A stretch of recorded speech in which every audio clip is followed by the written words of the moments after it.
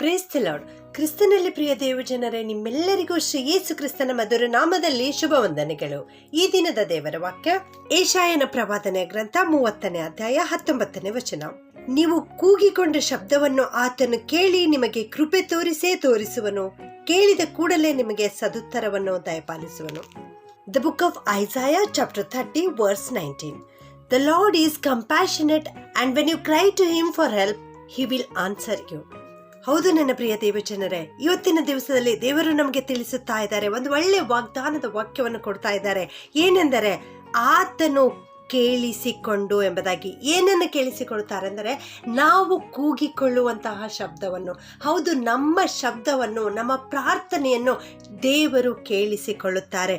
ಕೇಳಿಸಿಕೊಂಡ ಕೂಡಲೇ ನಮಗೆ ಸದುತ್ತರವನ್ನು ದಯಪಾಲಿಸುವಂಥ ದೇವರು ನಮ್ಮ ದೇವರಾಗಿದ್ದಾರೆ. ಆದುದರಿಂದ ಇನ್ನು ಮುಂದೆ ನೀವು ಅಳುವುದೇ ಇಲ್ಲ ಎನ್ನುವುದಾಗಿ ಇವತ್ತು ದೇವರ ವಾಕ್ಯ ನಮಗೆ ತಿಳಿಸಲ್ಪಡ್ತಾ ಇದೆ. ಪ್ರಿಯರೇ, ಹೌದು, ನಾವು ಪ್ರಾರ್ಥನೆ ಮಾಡುವಾಗ ಅದೇ ಕ್ಷಣದಲ್ಲಿ ದೇವರು ಕೇಳಿಸಿಕೊಂಡು ನಮಗೆ ಸದುತ್ತರವನ್ನು ಕೊಡುತ್ತಾರೆ. ಲೂಕನು ಬರೆದ ಸುವಾರ್ತೆ 23ನೇ ಅಧ್ಯಾಯ 43ನೇ ವಚನದಲ್ಲಿ ಯೇಸು ಸ್ವಾಮಿ ಒಬ್ಬ ಕಳ್ಳನಿಗೆ ಹೇಳ್ತಾ ಇದ್ದಾರೆ, ಈ ಹೊತ್ತೇ ನನ್ನ ಸಂಗಡ ಪರದೈಸಿನಲ್ಲಿರುವೆ ಎಂಬುದಾಗಿ.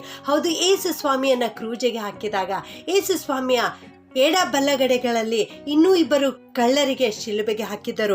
ಅವರಲ್ಲಿ ಒಬ್ಬ ಕಳ್ಳನು ಯೇಸು ಸ್ವಾಮಿಯ ಹತ್ತಿರ ಈ ರೀತಿ ಬೇಡಿಕೊಳ್ಳುತ್ತಾನೆ, ಏನೆಂದರೆ, ಯೇಸುವೇ, ನೀನು ನಿನ್ನ ರಾಜ್ಯವನ್ನು ಪಡೆದವನಾಗಿ ಬರುವಾಗ ನನ್ನನ್ನು ನೆನೆಸಿಕೋ ಅಂದನು.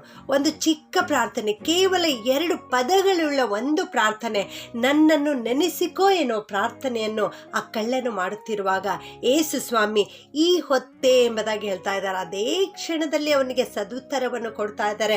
ಅವನ ಪ್ರಾರ್ಥನೆಯನ್ನು ಕೇಳಿಸಿಕೊಳ್ಳುತ್ತಾ ಇದ್ದಾರೆ. ಅವನಿಗೆ ಆಶ್ವಾಸನೆಯನ್ನು ನೀಡುತ್ತಾ ಇದ್ದಾರೆ. ಏನೆಂದರೆ, ಈ ಹೊತ್ತೇ ನನ್ನ ಸಂಗಡ ಪರದೈಸಿನಲ್ಲಿರುವೆ ಎಂಬುದಾಗಿ. ಮೊದಲನೇ ಪೂರ್ವಕಾಲ ವೃತ್ತಾಂತ 4ನೇ ಅಧ್ಯಾಯ 10ನೇ ವಚನದಲ್ಲಿಯೂ ಕೂಡ ಅಲ್ಲಿ ಒಬ್ಬ ಭಕ್ತನು ದೇವರಿಗೆ ಈ ರೀತಿ ಪ್ರಾರ್ಥನೆ ಮಾಡ್ತಾ ಇದ್ದಾನೆ. ಏನೆಂದರೆ, ದೇವರೇ, ನೀನು ನನ್ನನ್ನು ವಿಶೇಷವಾಗಿ ಆಶೀರ್ವದಿಸು, ನನ್ನ ಪ್ರಾಂತ್ಯವನ್ನು ವಿಸ್ತರಿಸು, ನಿನ್ನ ಹಸ್ತ ಹಿಡಿದು ನನಗೆ ನಡೆಸು, ಯಾವ ವೇದನೆಯೂ ಉಂಟಾಗದಂತೆ ನನ್ನನ್ನು ರಕ್ಷಿಸು ಎಂಬುದಾಗಿ ದೇವರಿಗೆ ಅವನು ಮೊರೆ ಇಡುತ್ತಾನೆ. ಅವನ ಮೊರೆಯನ್ನು ಕೇಳಿಸಿಕೊಂಡ ದೇವರು ಆತನಿಗೆ ಸದುತ್ತರವನ್ನು ದಯಪಾಲಿಸುತ್ತಾರೆ. ಅವನನ್ನು ತನ್ನ ಅಣ್ಣ ತಮ್ಮಂದಿರೆಲ್ಲರಲ್ಲಿ ಘನವಂತನನ್ನಾಗಿ ಮಾಡುತ್ತಾರೆ. ಆತನ ಹೆಸರೇ ಯಾಬೇಚ ಎಂಬುದಾಗಿ. ಆ ಯಾಬೇಚ ಪದದ ಅರ್ಥ ವೇದನೆ ಎಂಬುದಾಗಿ.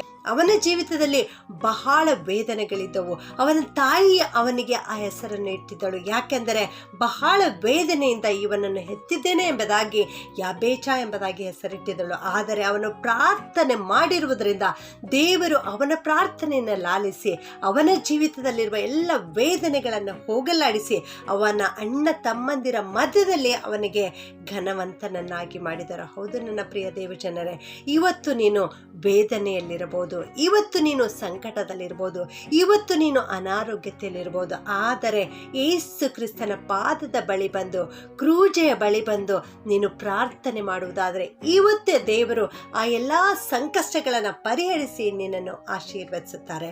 ಪ್ರಾರ್ಥನೆ ಮಾಡಿಕೊಳ್ಳೋಣ.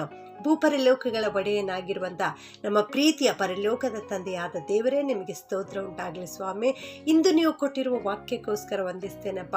ನಾವು ಕೂಗಿಕೊಂಡಾಗ ನೀವು ನಮ್ಮ ಪ್ರಾರ್ಥನೆಯನ್ನು ಕೇಳಿ ಸದುತ್ತರವನ್ನು ದಯಪಾಲಿಸುತ್ತೀರಿ ದೇವ, ಅದಕ್ಕಾಗಿ ಸ್ತೋತ್ರ ಸ್ವಾಮಿ. ಅಂದು ಆ ಕಳ್ಳನು ನಿನಗೆ ಪ್ರಾರ್ಥನೆ ಮಾಡಿದಾಗ ಅವನನ್ನು ನೀನು ಆಶೀರ್ವದಿಸಿದ್ದೀರಿ. ಯಾಬೇಚನು ಪ್ರಾರ್ಥನೆ ಮಾಡಿದಾಗ ಅವನನ್ನು ಕೂಡ ಆಶೀರ್ವದಿಸಿದ್ದೀರಿ ದೇವ, ಸ್ತೋತ್ರಪ್ಪ. ಇಂದು ಈ ವಾಕ್ಯ ಕೇಳಿಸಿಕೊಳ್ಳುತ್ತಿರುವ ಪ್ರತಿಯೊಬ್ಬೊಬ್ಬರನ್ನು ಕೂಡ ಆಶೀರ್ವಾದ ಮಾಡು ಸ್ವಾಮಿ. ಇವರಲ್ಲಿ ಅನೇಕರು ನಾನಾ ವಿಧವಾದ ಸಂಕಟಗಳಿಗೆ ತುತ್ತಾಗಿರಬಹುದಪ್ಪ. ಅವರೆಲ್ಲರಿಗೆ ಆ ಎಲ್ಲ ಸಂಕಷ್ಟಗಳಿಂದ ಬಿಡಿಸಿ ಕಾಪಾಡಿ ರಕ್ಷಿಸಬೇಕಾಗಿ ಯೇಸುವಿನ ನಾಮದಲ್ಲಿ ಬೇಡುತ್ತೇನೆ ತಂದೆಯೇ, ಆಮೆನ್.